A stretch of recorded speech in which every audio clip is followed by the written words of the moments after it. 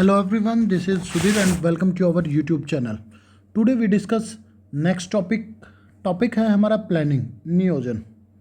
आज हम नियोजन के बारे में बात करते हैं और नियोजन होता क्या है, कैसे क्या है, इसके लिए इंडियन गवर्नमेंट ने क्या स्कीम बनाई है, क्या चीज़ लेके आई है, उसके बारे में डिस्कस है वो करेंगे भाई।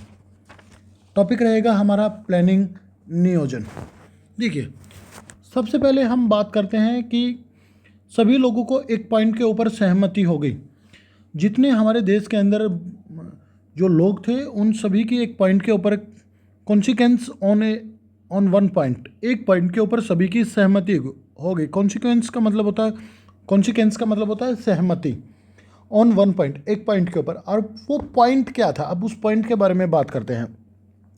That development could not be left, हमें छोड़ना नहीं चाहिए टू प्राइवेट सेक्टर पे के ऊपर या प्राइवेट सेक्टर के हाथों में हमें जो डेवलपमेंट का जो काम है वो देना नहीं चाहिए।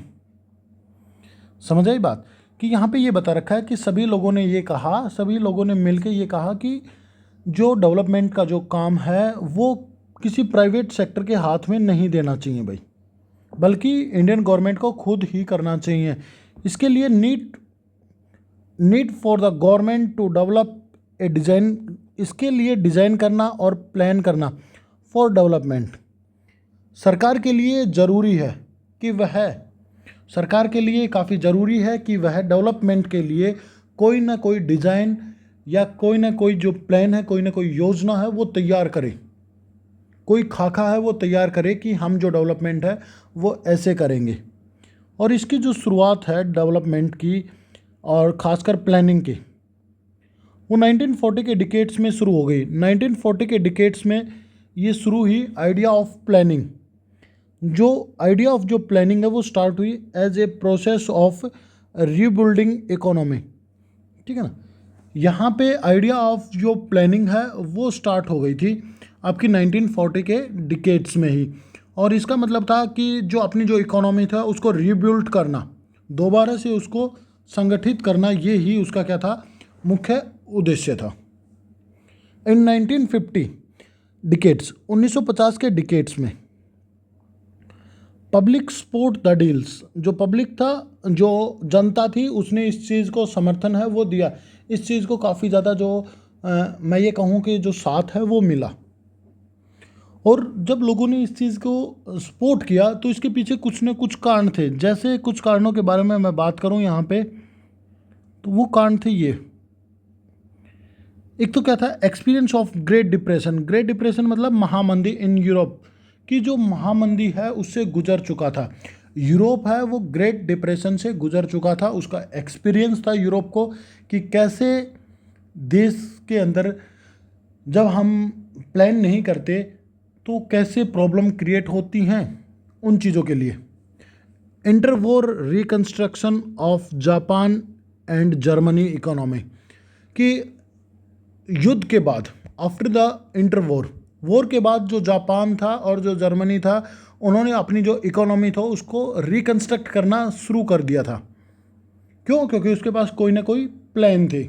इसलिए उन्होंने मतलब काफ़ी ज़्यादा नुकसान होने के बाद भी, काफ़ी ज़्यादा सेकेंड वर्ल्ड वॉर में काफ़ी ज़्यादा उनकी जो इकोनॉमी थी वो काफ़ी ज़्यादा डिस्ट्रॉय हो गई थी। और उस डिस्ट्रॉय के बाद भी उन्होंने अपनी जो इकोनॉमी थी उसको रिकंस्ट्रक्ट करना स्टार्ट कर दिया था। In 1940 decades, Soviet union economy faced many problems. जो सोवियत यूनियन थी उसकी इकोनॉमी की, उसकी अर्थव्यवस्था को 1930 और 40 के डिकेड्स में काफ़ी ज़्यादा जो प्रॉब्लम्स है वो फेस करनी पड़ी। और इसके लिए आप जो सेकंड जो बुक है आपकी, उसके अंदर आप इन चीज़ों के बारे में बात करेंगे कि जो सोवियत यूनियन है कि उसकी इकोनॉमी का कौन कौन से जो प्रॉब्लम है वो फेस हुई भाई। द पीसी का मतलब यहाँ पे है प्लानिंग कमीशन। यहाँ पे पीसी का मतलब होता है planning commission was not sudden invention, अचानक से उसका विकास नहीं हुआ, उसका आविष्कार नहीं हुआ। किसका? पीसी का, प्लानिंग कमीशन का। बट इसमें धीरे धीरे समय लगा है, पीछे कुछ ना कुछ कहानियाँ घटी होंगी, इसलिए उसका जो जो प्लानिंग कमीशन है वो बना है। Private investors such has industrialist and big businessman या एंटरप्राइजर, कि जो बड़े बड़े जो उद्योगपति हैं, जो प्राइवेट सेक्टर में जो इन्वेस्ट करते हैं, जो बड़े बड़े बिजनेसमैन हैं, इन्होंने क्या किया, oppose the idea of planning, जो आइडिया ऑफ जो प्लानिंग था उसका विरोध किया। और ये फेवर करते थे किसका, ओपन इकोनॉमी का। ओपन इकोनॉमी को ये क्या करते थे, ये फॉलो करते थे, या मैं कहूँ कि उसको फेवर करते थे। इसका मतलब होता है without any state control in the flow of capital, कि जो पूंजी है उसका जो प्रवाह हो, उसके ऊपर किसी प्रकार का कोई भी क्या ना हो, कोई भी कंट्रोल ना हो भाई। और जब इस प्रकार का जब कोई भी कंट्रोल नहीं होता है तो उसी को बोलते हैं ओपन इकोनॉमी। इन 1944 1944 में, इन 1944 में 1944 में क्या हुआ, बिग इंडस्ट्रियलिस्ट गॉट टुगेदर, जो बड़े बड़े जो उद्योगपति थे वो सभी के सभी क्या हुए, इकट्ठे हुए, और उन्होंने ड्राफ्ट ए जॉइंट प्रपोजल, और एक संयुक्त प्रस्ताव है वो तैयार किया for setting up planning economy in the country. उन्होंने एक जॉइंट प्रपोजल है वो तैयार किया, मैं ये कहूँ कि draft a joint proposal for setting का मतलब होता है चलाने के लिए, अब ए प्लान्ड इकोनॉमी, एक नियोजित अर्थव्यवस्था चलाने के लिए उन्होंने एक संयुक्त जो प्रस्ताव है वो तैयार किया कि इंडिया की जो इकोनॉमी है वो किससे चलेगी, प्लानिंग इकोनॉमी से चलेगी। प्लानिंग इकोनॉमी क्या होती है कि जब हम किसी चीज़ का पहले ही चीज़ों को तैयार कर लेते हैं, ठीक है ना, हम पहले ही चीज़ों को तैयार कर लेते हैं और बाद में इकोनॉमी को उस राह पे चलाते हैं भाई। जैसे क्लास में आपका जो टीचर है वो आपके एग्ज़ाम से पहले कुछ ना कुछ प्लान तैयार करता है और फिर उस प्लान को फॉलो करता है, और प्लान को फॉलो करके आपके जो अच्छे जो मार्क्स है वो दिलाने की कोशिश है वो करता है। तो सेम इसी प्रकार से इसी को बोलते हैं प्लान इकोनॉमी।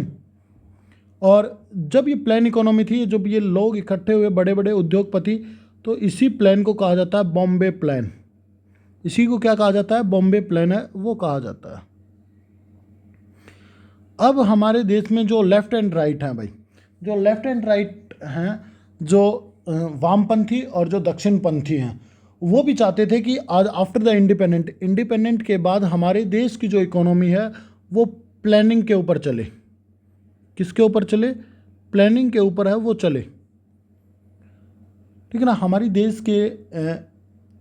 देश के डेवलपमेंट के लिए कोई एक अच्छी इकोनॉमी है या कोई अच्छा कोई सोर्स है तो वो है आपकी कोई सबसे बढ़िया जो चॉइस है वो आपकी क्या, प्लानिंग, नियोजन, ये है, ठीक है ना। अब हम थोड़ा सा बात करेंगे प्लानिंग कमीशन के बारे में ही, कि आपकी बुक में प्लानिंग कमीशन के बारे में थोड़ा कम ही बता रखा, बट हम यहाँ पे आपको डिटेल में बताएंगे। ये नहीं है कि हमारा जो काम है केवल और केवल आपको बुक की रीडिंग कराना, ये नहीं, आपको कुछ एक्स्ट्रा जो पॉइंट है वो भी यहाँ पे हम आपके सामने रखेंगे। जैसे प्लानिंग कमीशन है वो कब बना था, 15 मार्च 1950 को बना था, और इसके जो फाउंडर थे वो पंडित नेहरू थे, और इसका जो हेड क्वार्टर था वो था योजना भवन नई दिल्ली में। और इसको कब हटाया गया, 13 अगस्त 2014 को, और इसके जो रिप्लेस किया गया था वो किया था नीति आयोग ने, और नीति आयोग को 1 जनवरी 2015 को लागू किया था। 1 जनवरी 2015 को लागू किया था, और इसका जो हेड होता है वो चेयरपर्सन, जो भी चेयरपर्सन होता है वो हमेशा पीएम ही रहता है भाई, ठीक है। अब इसके वर्क की बात कर लेते हैं भाई। सबसे पहला आता है मेजरिंग ऑफ रिसोर्स, कि रिसोर्स का आकलन करना, कि भाई हमारे देश में कितने रिसोर्स हैं, इन चीज़ों का आकलन करना, बताना। तो ये कौन बताएगी, ये प्लानिंग कमीशन ही बताता था भाई। Distribution of resource for the AIIMS of planning, जो भी प्लानिंग जो की गई है उसके लिए रिसोर्स का डिस्ट्रीब्यूशन करना, जो संसाधन होते हैं उनका वितरण करना। बैलेंस यूटिलाइजेशन ऑफ रिसोर्स, एक बैलेंस बनाए रखना और जो रिसोर्स है उनका यूटिलाइजेशन करना, ये भी एक उद्देश्य है भाई। टू फाइंड यहाँ पे आएगा find out the barriers of economics development, कि जो बैरियर्स आते हैं, जो बाधाएं जो आती हैं इकोनॉमी डेवलपमेंट में, आर्थिक विकास के लिए, उनको फाइंड आउट करना, उनको बताना। And check the plan time to time, जो टाइम टू टाइम जो प्लान है उसको चेक करना कि वो जो प्लान है वो अच्छे से काम कर रहा है या नहीं कर रहा। मेक ए स्ट्रेटजी, एक नीति बनाना फॉर द फ्यूचर डेवलपमेंट, जो भविष्य के लिए, विकास के लिए एक नीति का जो निर्माण है वो करना ही उसका क्या है कि प्रमुख उद्देश्य है। ये टॉपिक था आज का हमारा। किसी को कोई डाउट है तो आप मेरे से पूछ सकते हैं। उम्मीद करता हूँ कि आपको समझ आया होगा। फिर भी यदि कोई डाउट है तो वो आप मेरे से पूछ सकते हो। और आने वाले जो चैप्टर की जो वीडियो हैं उनके लिए आप हमारे चैनल को सब्सक्राइब कर सकते हैं। और एक चीज़ और बता देता हूँ मैं आपको यहाँ पे, कि जो 2 नंबर का जो क्वेश्चन है वो पूछा जाएगा तो वो इसी चैप्टर से, इसी टॉपिक से ही पूछा जाएगा। इस चैप्टर के इसी टॉपिक से ही पूछा जाएगा। उम्मीद करता हूँ कि ये टॉपिक क्लियर हुआ होगा। नहीं हुआ है तो कोई भी डाउट लगती है तो आप मेरे से कमेंट करके पूछ सकते हैं। जब तक के लिए thank you and thank you everyone बेटा।